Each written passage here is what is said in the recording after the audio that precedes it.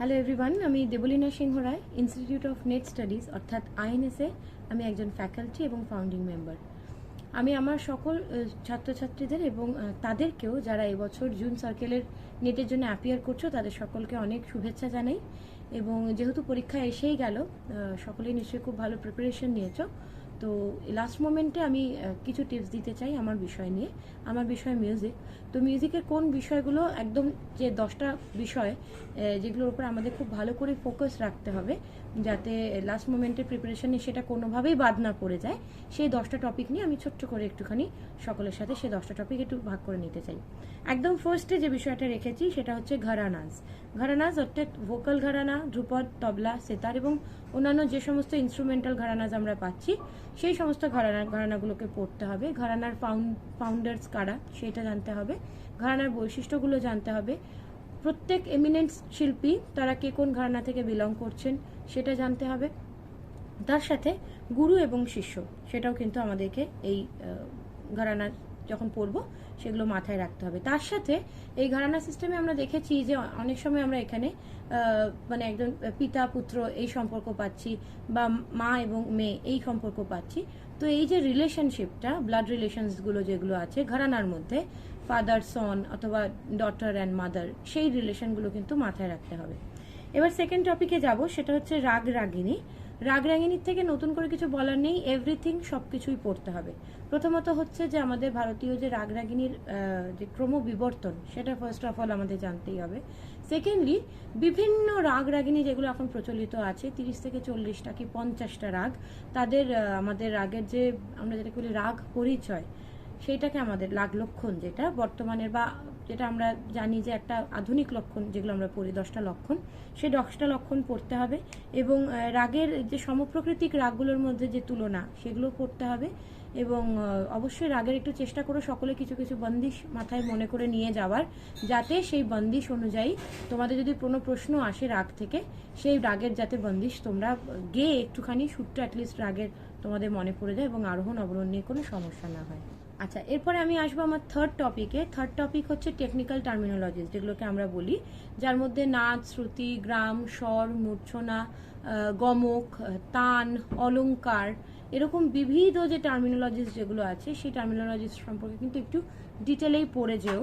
কারণ এগুলো থেকে যেটা আসে সেটা হচ্ছে যে এগুলো সম্বন্ধে প্রথম কে উল্লেখ করেছেন কোন গ্রন্থে, বা সেগুলোর মেনলি হচ্ছে যে ব্যাখ্যা কে দিয়েছেন, বা সেগুলো মানে শ্রুতি যদি আমরা পড়ছি তাহলে কত রকমের শ্রুতি হয়, শ্রুতি জাতিগুলো কি, মূর্ছনাগুলোর নাম একটু মনে রাখা, গ্রামগুলো মনে রাখা, তিনটে যে গ্রাম আমরা পাচ্ছি, প্রাচীন গ্রাম, সরোজ, মধ্যম এবং গান্ধার গ্রাম, সেই গ্রামের যে শ্রুতি স্ট্রাকচার সেগুলো একটু মনে রাখা, সেগুলো কিভাবে বিবর্তিত হচ্ছে, মেলগুলোর নাম মনে রাখা। রাগ রাগিনী তো আলাদা করে বলেইছি, রাগটাকে আমি আর এই টেকনিক্যাল টার্মিনোলজিসের মধ্যে ফেলছি না, কিন্তু বাকি যতগুলো টার্মস আসছে তার মধ্যে কিছু আমাদের আসে যেগুলো তবলার সাথে রিলেটেড, যেমন পেশকার, রেলা, কায়দা, গত, উঠান, এগুলোকেও একটু জানতে হবে। এটা মানে ফার্স্ট আমাদের যে ইউনিট সেটা আসে ইউনিট থেকে, তো সেই ইউনিটটাকে কিন্তু খুব ভালো করে প্রিপেয়ার করে নিয়ে যেতে হবে। এবং এটার মধ্যে যে গমকগুলো কত রকমের হয়, জাতি কয় রকমের হয়, সেই জাতিগুলোর নাম কি হয়, এগুলো কিন্তু ভীষণ ইম্পর্টেন্ট। হ্যাঁ, তো এইটাকেও ছেড়ে যেও না। এরপরে আমি আসবো ইনস্ট্রুমেন্টসের মধ্যে। Instrument is very important topic. ইনস্ট্রুমেন্টে আমাদের যেটা জানতে হবে সেটা হচ্ছে বিভিন্ন ইনস্ট্রুমেন্ট স্ট্রাকচার, সেগুলো প্রাচীন ইনস্ট্রুমেন্ট হতে পারে বা মডার্ন ইনস্ট্রুমেন্ট হতে পারে, সেগুলোর ইনভেন্টার কারা সেটা জানতে হবে, এবং সেগুলোর ইম্পর্টেন্ট আর্টিস্ট কারা সেটা জানতে হবে। বিভিন্ন ইনস্ট্রুমেন্টের বিভিন্ন আর্টিস্ট সেটা কিন্তু আমাদের জানতে হবে। এবং এই প্রসঙ্গে আমি বলি যে তবলার যে আর্টিস্ট আমি বললাম সেটাও কিন্তু এর মধ্যেও একটুখানি ইনক্লুড করে নিয়ে যেতে পারো, কেননা এটা এর মধ্যেও চলে আসছে। এরপরে আসি ফোক সং। ফোক রিলেটেড যে আমাদের চ্যাপ্টারটা আছে সেখানে folk song, dance, instrument, festivals সবটাই পড়তে হবে। এবং কোন স্টেটের ফোক কোনটা, কোথায় কোন ফোকের ডান্স হয়, সেটার বৈশিষ্ট্য কি সেটা জানা, এবং তার সাথে সেটা কোন স্টেট থেকে বিলং করছে, ইনস্ট্রুমেন্টগুলো কীরকম সেটা জানা, এবং তার সাথে ফোকের আর্টিস্ট কারা আছেন, তারা কি কি অ্যাওয়ার্ডস পাচ্ছেন। অ্যাওয়ার্ডস যদি আমি আরেকটা ইউনিটে মানে আরেকটা টপিকে রেখেছি, তো এইগুলো কিন্তু সবকটাই খুব ইম্পর্টেন্ট, সেগুলো কোনোটাই বাদ দেওয়া যাবে না। এরপরে আসি 6 নম্বর topic, very very important, that is books, authors and biographies. যা পাচ্ছ বই রিলেটেড, কোন গ্রন্থ কে রচনা করেছেন, কত সালে করেছেন, বা কোন গ্রন্থের টিকাকার কে, এবং সেই গ্রন্থে কি কি বিষয় নিয়ে আলোচনা করা হয়েছে, দ্যাট ইজ ভেরি ইম্পর্টেন্ট। তো সেগুলোকে কিন্তু বাদ দিয়ে যেও না, সেগুলো সমস্তটা পড়ে যেও, যেগুলোকে আমরা জানি লক্ষণ গ্রন্থস জানি, বুকস অ্যান্ড অথার্স জানি, বুক অ্যান্ড বায়োগ্রাফিজ, মানে এই রিলেটেড যা যা মানে তোমাদের কাছে মেটেরিয়ালস আছে সব তোমরা কিন্তু প্রিপেয়ার করে যেও। এরপর একটা টপিক বলবো, খুব ছোট একটা টপিক, সেটা হচ্ছে real name, pen name. But এটা অল্প পড়লেও এখান থেকে কিন্তু কোশ্চেন পাওয়ার অনেকটা চান্স থাকে, যে কার কি ছদ্মনাম, তো সেটাকে কিন্তু আমাদেরকে প্রিপেয়ার করে যেতে হবে।